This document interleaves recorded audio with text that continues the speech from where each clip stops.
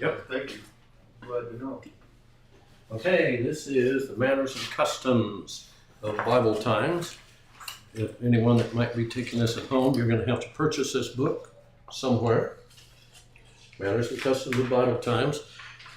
Moody Publishing gave me permission to write a workbook for it, but the workbook can't be used without the textbook. So every time someone has a workbook, they have to buy a textbook. So they said, yeah. When are we going to get the rest of the workbook? You're going to get some more tonight. I got to get down there and get it printed off. I was trying to go through and proofread it so we didn't have to do so much proofreading in class, but I'm going to go ahead and print it This up. isn't actually too bad. I don't think there's that many errors. Yeah, if we come to anything while we're going through it in classes, I'll make a note and change it. In fact, I don't know if we ran into any so far. Okay, so the clothing was the one I handed out last week. Mm-hmm. There were the two main pieces of clothing were the what? The tunic and the cloak. For footwear, many went barefoot, but others wore simple sandals. All right, you got to find it. Okay. Page 15. Can anybody tell me why foot washing was a big thing back then? Everybody went everywhere on Yeah, dirty feet. feet. Dirty. Their feet got dirty. I remember you saying. Yeah. So if you had some human waste in the house, in a jar, what would you do? Throw it out. Throw it out the window. Oh, Now you got animals going by. Those animals are not road broke. In fact, if you find out later when we get into the housing, the animals were not even house broke. So camel dung was a common thing then. What? Camel dung. Camel dung, yep.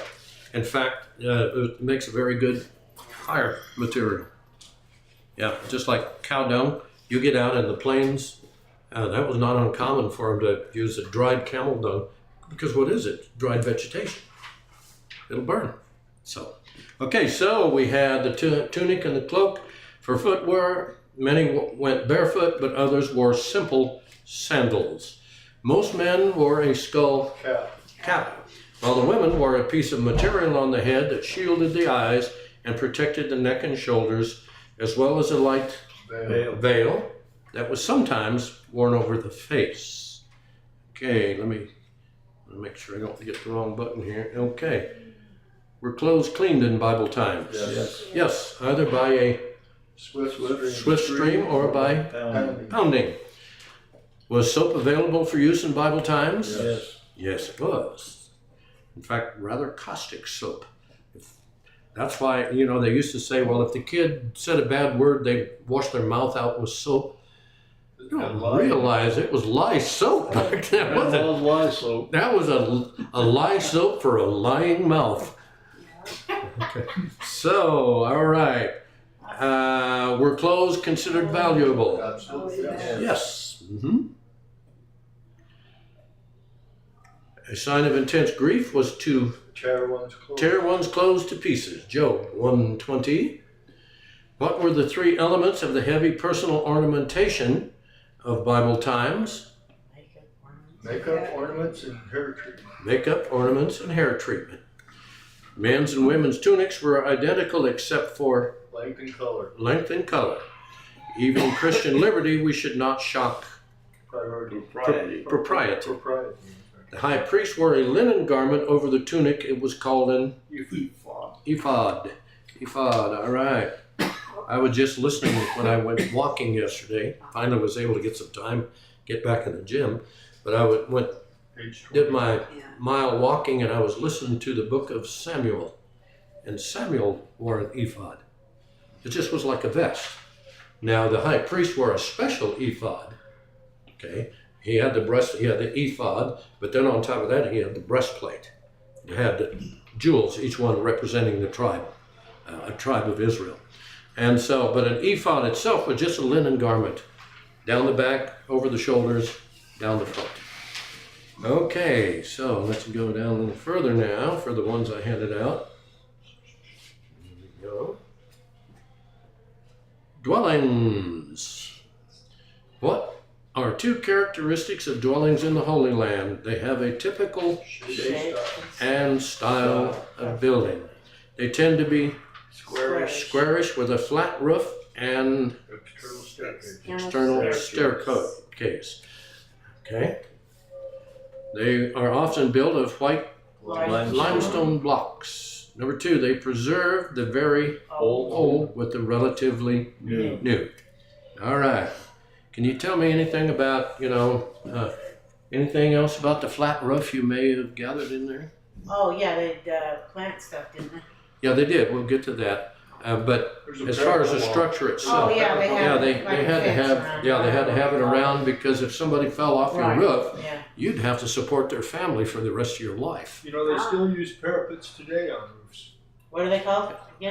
Parapet wall. Oh, okay. I didn't know. It's just we would call it a railing, but it was solid, so it wasn't really a railing.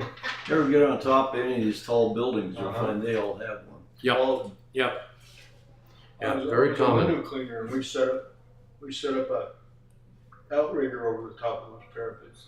Dropped a cable down to bring Yeah. a swing stage up. So Yeah, the Green Berets in those, they really like them. Yeah. great for repelling. Throw the hook up over the parapet. Pull it until it gets lodged into something. Yeah.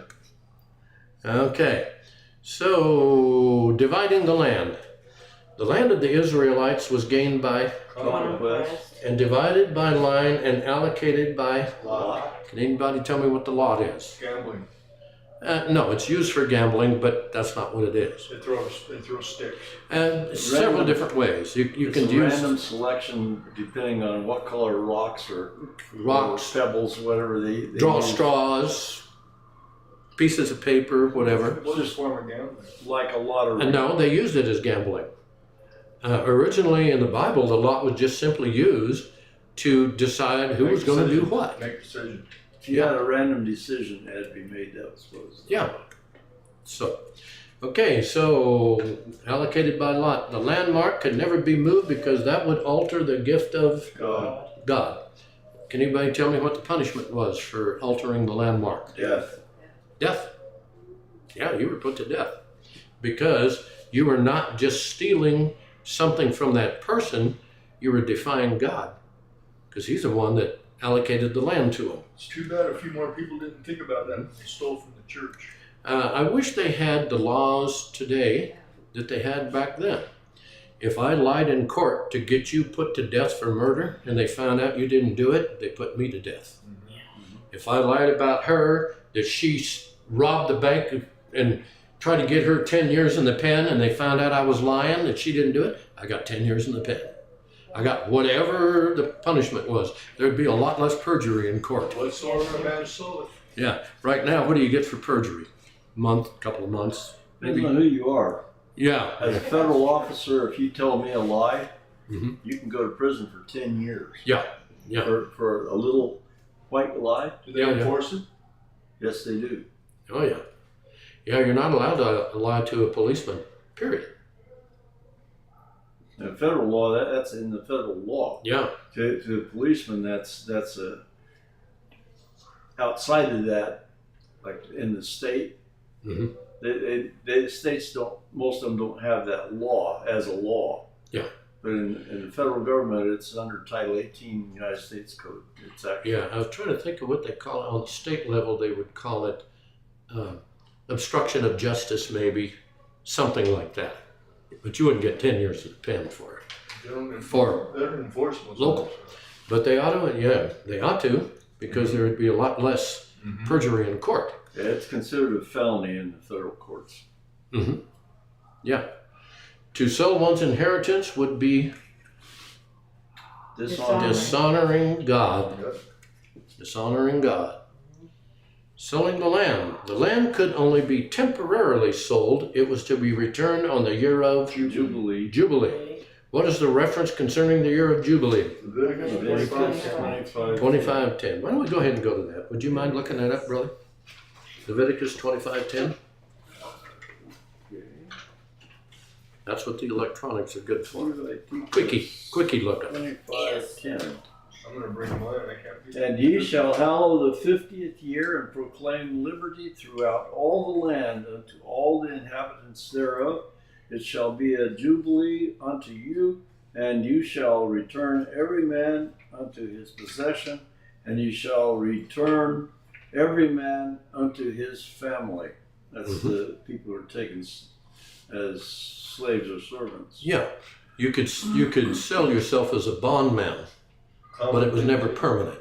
If there was 5 years to Jubilee, and I needed $5,000 to maybe take care of my family, I could sell myself into servitude. But at the year of Jubilee, that was it. I got going. Now, if it was 49 years to the Jubilee, I'd want a lot more money, because of more years. But we would call that a bondman. You weren't really allowed to make slaves of your own people. Wasn't Jubilee always a 7-year period? No, 50 years, the year of Jubilee. Yeah, 7 years, you're supposed to farm the land 7 years and then let the land lie fallow. Pardon? That Jubilee only applies to land. Yeah, and I'm not sure they called that one the Jubilee, but did they? Okay. But this one is the 50-year Jubilee. Okay. Land passed from fathers to sons, with the eldest son receiving twice as much as the others. If there were, and you notice it's the wrong one. It's a homonym. If there, T-H-E-R-E should be. I've got T-H-E-I-R. Where are we, dog? I'm right here. Oh, I see. There. Right there. There. Yeah. Oh, yeah. See, that's a problem. A spell checker. There. That's a word. Yeah. So that's why I need to run a grammar checker. And even sometimes a grammar checker wouldn't catch it. So if there, T-H-E-R-E, were no sons, then the inheritance could pass to the daughters. One thing I was listening to, like I said, I listen to the Bible while I'm walking, because I'm supposed to walk for an hour, and I really enjoy it. In fact, I get ideas for sermons and just constantly. The thing about the ephod was Samuel. Another one I listened to, it's been a couple months, maybe a month ago, about the daughters. The inheritance passed to the daughters, but they were not allowed to marry outside of their own family. They had to marry a cousin, second cousin, third. If they were of the tribe of, well, they didn't have an inheritance of the land anyway, but if they were of Zebulun, okay, if they were of the tribe of Zebulun and there were no boys, it went to the daughters, but when they got married, they couldn't marry outside of that tribe. They had to marry within their own family. Why? Because the inheritance. The inheritance together. If she married a guy out of another tribe, that would move that inheritance over there. Right. Well, if she did marry out, what would happen in the year of Jubilee? Went right back to the original family. But in general, they were not allowed to marry out of their own family. The one I was listening to, they had to. They married cousins. Okay. Where in Scripture does it talk about a 50-year Jubilee? Where you just read. Leviticus 25. Leviticus 25:10. Yeah. You got it, still got it there, read it again. Jubilee 50. There. Want me to read it? Yeah, go ahead. It says, and ye shall hallow the 50th year, Okay. and proclaim liberty throughout all the land unto all the inhabitants thereof. It shall be a jubilee unto you, and ye shall return every man unto his possession, and ye shall return every man unto his family. Yeah. If you remember the old movie, The 10 Commandments, with Charlton Heston, Yeah. that's what he said. That was one of the main lines he said, I think at the end. He said, what was that first part about proclaim liberty throughout the land? Liberty. That's when he was standing on the mountain and Joshua was getting ready to take the people across, but he was not allowed to go in. In the movie, he stood there and he said, proclaim liberty to all the land and to all the inhabitants thereof. Right. So I just happen to remember that, because that must be where they got, actually some of the, not some, quite a few of the lines in that movie were from the Bible, but not necessarily Moses. The guy took them from, the writers took them from wherever they want in the Bible. All right. My favorite one, it brings me to tears every time I see it, and I watch that movie about once a year, once every couple of years at least, is the old man that was making the bricks, stomping the straw into the mud, and the Egyptian threw the thing and stabbed him in the side, and he was dying, and Moses took it out and had the old man in his arms, and He said, that's okay. Death is better than bondage. He said, but my prayer is going unanswered. He said, what prayer was that? He said that before death closed mine eyes, I would see thy deliverer. And he was looking at Moses. That always just gets to me that we don't understand sometimes God's answering our prayer, even when we don't know it. But and they took that from, Jesus is the deliverer, but Moses was a type of Jesus. He delivered the people out of the bondage. Yes. And so, but that always gets to me every time I see that. Best part of the whole movie, except the parting of the Red Sea. That's kind of stupendous. That's cool. All right, so land passed twice as much. We did the daughters. Cave dwellers. All right, cave dwellers. Although cave dwelling was unusual in Bible times, there were some that lived in caves, such as Lot did after his escape from Sodom. He went and dwelt in a cave because he was scared. Scared, is that a word? David hid in caves while they were after him too. David did, yeah. Well, and Saul was sleeping in a cave when David got close enough to cut a piece off his robe. Yeah. He said, I could have killed you, but you're not to touch God's anointed. Even if the anointed was trying to kill you, David would still not do it. And he didn't kill him. And later, the Philistines took care of that. Okay. Sand dwellers. Name 2 Jewish festivals that remind them of their tent-dwelling past. The festival of Succoth, Tabernacles, and the festival of Pesach, Passover. Studied that one. Brother Spillman did that class. Mm-hmm. Yep. In fact, they are to go out and put up a tent, and they're to stay in that tent, just as a reminder. Okay, the tent. The tent of the sand dweller was made of goat's hair cloth, and it was generally black in color. That's a weird word. What's that? Goat share. Goat's hair? Goat share. Yeah, it should be goat's hair, but it's not. It's goat's hair. It should have been 2 words. Yeah, and hyphenated. Yeah. Should have been hyphenated, at least. But that's what they call it, goat's hair. And it was generally black in color.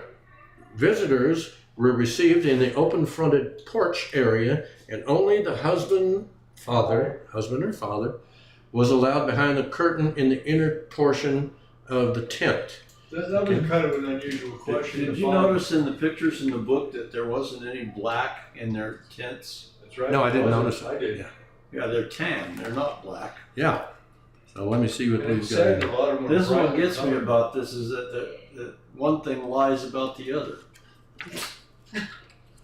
And in another place it said they were bright in color.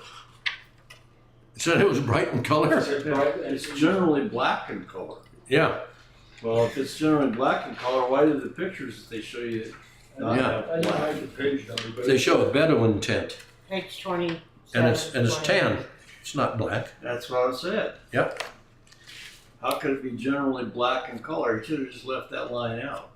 Yeah, that's what was in the book. And by the way, there should be a closing quotation mark. Porch, right behind the porch. Probably porch or area. area. I can see where it should have been. See the space? For some reason, that copy of Adobe is constantly leaving out the closing quotation mark. Ours actually has the closing quotation on it. Does it? Okay. Mine does. I probably went through and corrected that one, then had to do it by hand. See, if I print a lot of times I print the text from a word processor, because when I print it from Adobe, things like that happen.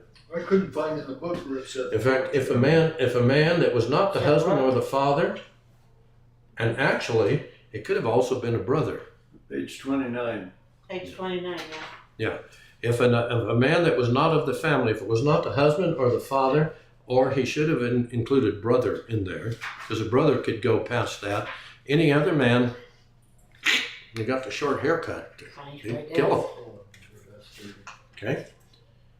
Entry of a male stranger within the women's quarters was punishable by Yeah. Yeah. death. Brick houses. Brick houses. By the time of the Israelite invasion of Canaan under Joshua, houses had become the single, rectangular. I put them two words together. Single-tangular. Singtangular had become the single rectangular room that is still typical today. The problem is, it's not typical today in Israel. Most of the people live in apartments, houses. They become very westernized.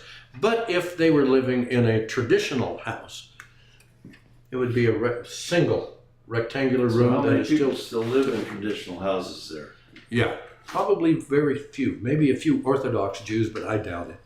I doubt it. And usually there was at one end of the room, there would be a raised portion. That's where the whole family slept. And where would you plug in the TV? Yeah.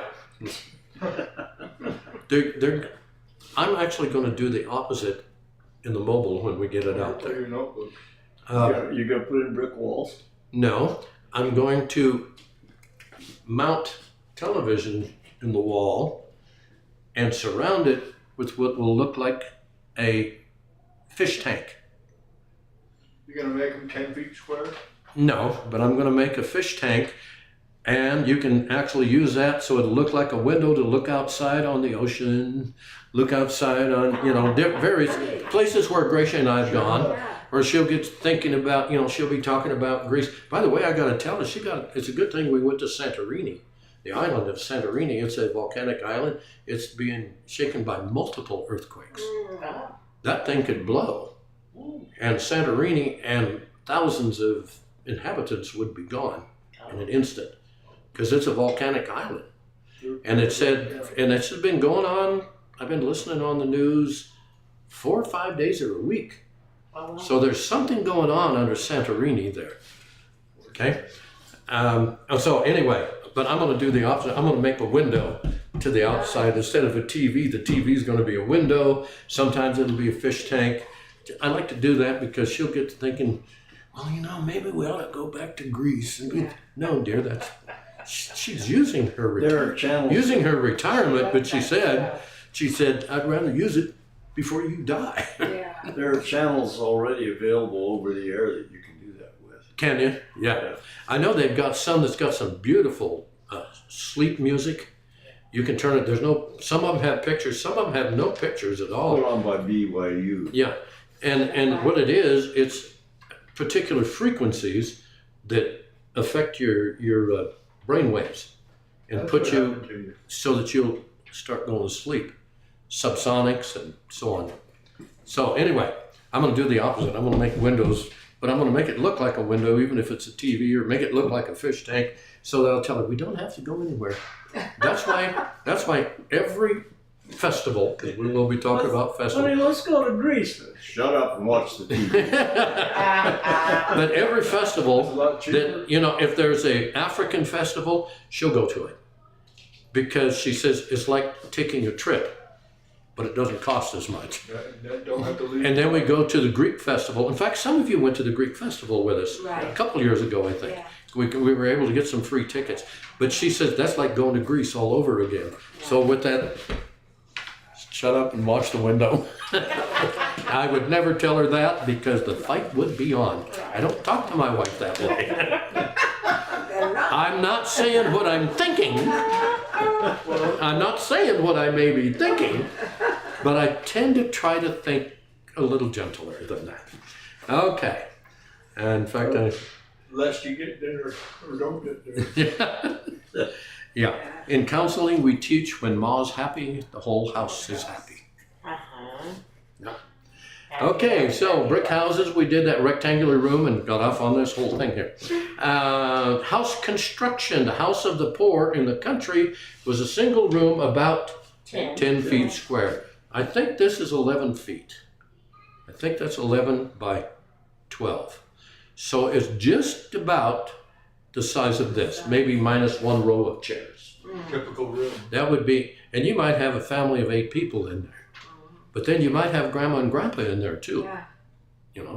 Kind of like the Hispanics. Yeah. Let's have a family reunion. Right. How much family are you talking about? Are we going to rent the fairground over here for the whole family, and that's not going to be the whole family. That's just going to be to the fifth cousins. Right. We'll get them in the fairground. Yeah. Stack them up in that 10-foot room. Yeah. Actually, when I lived in Alaska, the Native Americans up there, they don't call themselves that, by the way. They call themselves Indians. Indians are not Eskimos. Complete different race altogether. Okay. And the ones on the islands are a different race.